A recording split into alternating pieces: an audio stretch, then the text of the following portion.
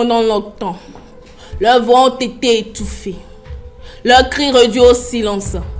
Pendant longtemps, ces femmes ont porté le fardeau de la honte et de la culpabilité. Pendant longtemps, la culture du viol a prospéré, insidieuse et impunie dans les foyers. Mais aujourd'hui, dans votre cri noir, moi, je dis assez. Votre honneur, assez. Que les portes lourdes de la justice s'ouvrent. Que le grimoire des crimes et des peines s'ouvre. Et que le patriarcat cesse d'obscurcir notre quête de justice et d'égalité. Alors, je vous en conjure, chers membres du jury, le nez précis et chantez, criez et hurlez si vous voulez. Mais tapez le maillet sur la table et dites assez à toutes ces violences. Madame la Présidente, le récit que je m'en vais vous conter est empreint de douleur, d'injustice et dénué de sagacité. Mais je vais vous la conter. Permettez. C'est une histoire d'une petite fille, d'une femme mariée depuis 5 ans appelée Kwesi à Monsieur Kofi. Monsieur Kofi et Kwesi ont une petite fille appelée Innocentia âgée de 5 ans.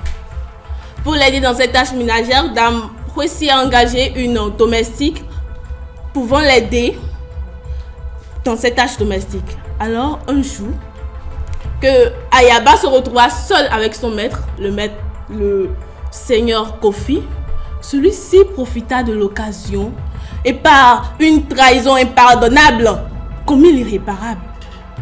Il a eu à avoir des rapports sexuels avec Ayaba, la petite mineure de 15 ans. Dame Kwesi, elle, se réveillait après chaque jour nue, après avoir décliné d'avoir des rapports sexuels avec son mari, sous prétexte qu'elle est fatiguée. Pourtant, ce n'était pas les seuls drames qui se jouaient dans cette maison.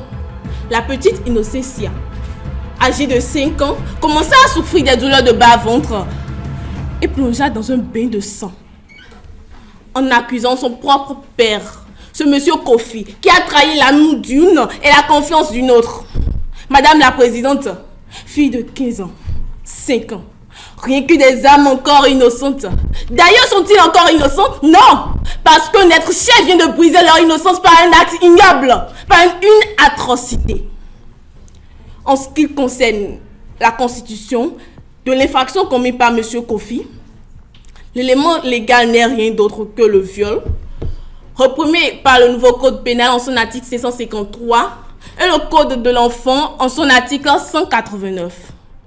En ce qui concerne l'élément matériel, du côté de Dame Kwesi, l'élément matériel réside dans le fait que le rapport sexuel a été une surprise à son consentement. Du côté de Ayaba, la domestique, elle réside dans la différence d'âge qui existe entre Ayaba et Monsieur Kofi. Et quant à Innocentia, l'élément matériel réside dans la vulnérabilité de celle-ci. Elle ne dispose pas encore de discernement. Enfin, l'élément moral n'est rien d'autre que la volonté de Monsieur Kofi à agir, à accomplir son acte de pénétration sexuelle, tout en ayant conscience d'agir contre la volonté de ses filles et de son épouse. Madame la Présidente, chers assesseurs, ouvrez bien les yeux, s'il vous plaît. Aujourd'hui, il est question d'un monsieur qui a commis un crime, sans hésitation. Aujourd'hui, il est question d'une petite fille de 5 ans, violée par son propre père. Aujourd'hui, il est question d'une femme mariée, piégée dans son mariage. Aujourd'hui, il est question d'une domestique, d'une adolescente qui désormais aura à vivre avec la peur pendant toute une éternité. Aujourd'hui, il est question de vous, de moi, du public. Aujourd'hui, il est question des réactions que vous aurez si Innocentia était votre fille. Il est question des réactions que vous aurez si Ayaba était votre soeur. Et si vous était votre mère.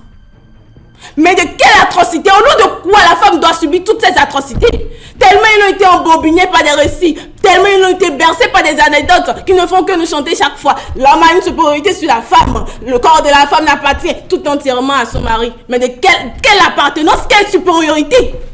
Au nom de quoi tout ça? Madame la Présidente, au nom des principes sains du droit, nous demandons que les peines prévues à l'article 553, aux alinéas de l'article 553, soient appliquées à M. Kofi, tout en respectant le principe de l'impartialité et de toute rigueur.